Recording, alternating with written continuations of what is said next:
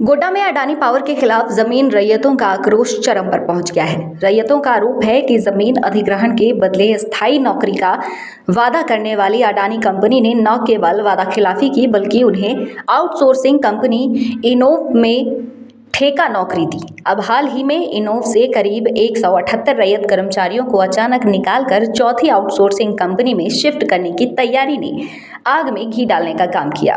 गुस्साए रैयतों ने इसके खिलाफ भूख हड़ताल शुरू कर दी है। रैयतों का कहना है कि हमें बार बार आश्वासन दिया गया है कि कंपनी पूरी तरह चालू होने पर अडानी में सीधी नौकरी मिलेगी, लेकिन अब जब प्लांट शुरू हो गया है तो हमें एक और आउटसोर्सिंग कंपनी में धकेला जा रहा है।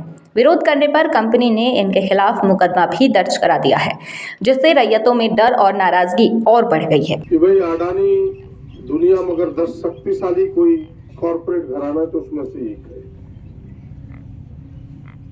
और उससे लड़ना थोड़ा कठिन है। उसके पास सब चीज है, उनके पॉकेट में झोली में प्रधानमंत्री है, उनकी झोली में देश का बड़ा खजाना है। जो सिपाही अब मेरे पक्ष में खड़ा है तुरंत लाठी लेके उसके पक्ष में खड़ा हो गया। नहीं देहातम बोले छो तेल गरम मत, हम तुरंत तेल लगाते। तो ये सब चीज कर सकता है, लेकिन जो हक और अधिकार है या जो छोटी सी चीज है हम लोगों की, उसे जब छीनता है तो फिर इतना आक्रोश पैदा होता है कि उसका मुकाबला अडानी से बड़ा पावर भी नहीं कर सकता।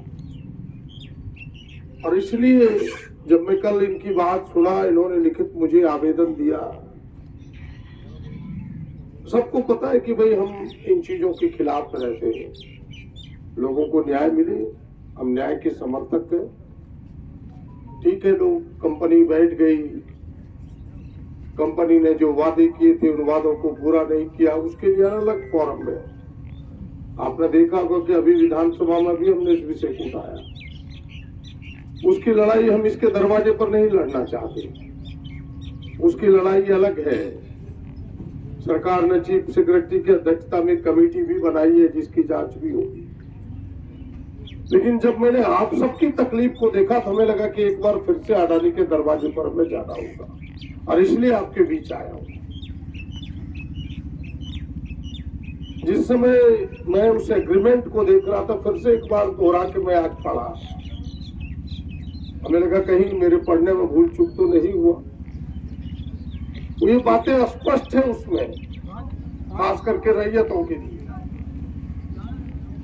कि भाई मुआवजे के अलावे एक परिवार अगर नौकरी लेना चाहता है तो उसकी फैमिली को नौकरी प्रेफर करेंगे, और ना नौकरी लेना चाहे, कोई परिवार में नहीं है तो उसे 5.5 लाख रुपया देंगे। क्या सही कह रहा हूं कि गलत? ये बात बिल्कुल एग्रीमेंट एमओयू में लिखा हुआ है।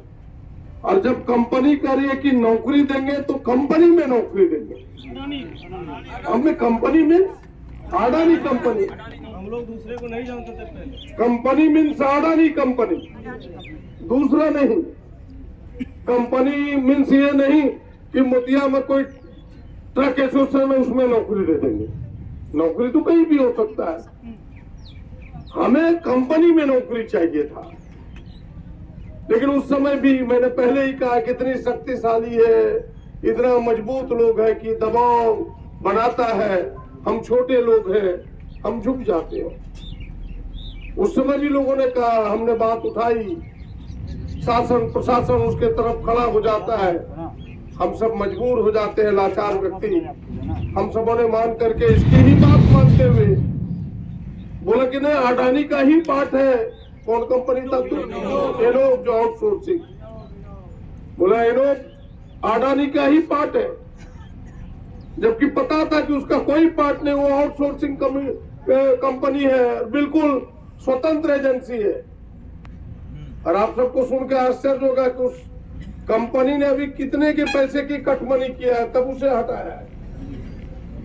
वो इसकी कंपनी नहीं है। एक तो पहले इनोव में रखा,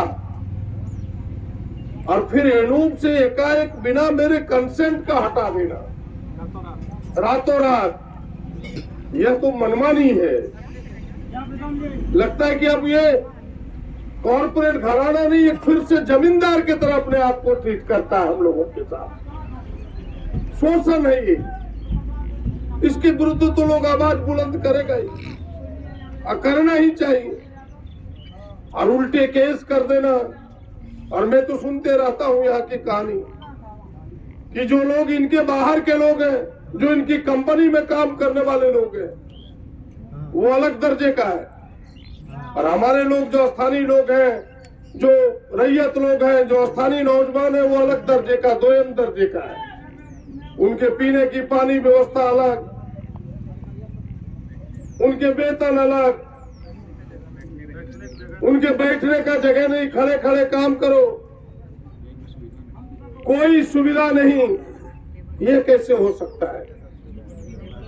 ये तो अभी थोड़ा सा चिंगारी है। मैं तो अडानी में काम करने वाले तमाम लोगों को कहना चाहता हूं कि शोषण से मुक्त होना चाहते हो, लोहा गर्म है, मारो हथौड़ा, फैसला और पार करो।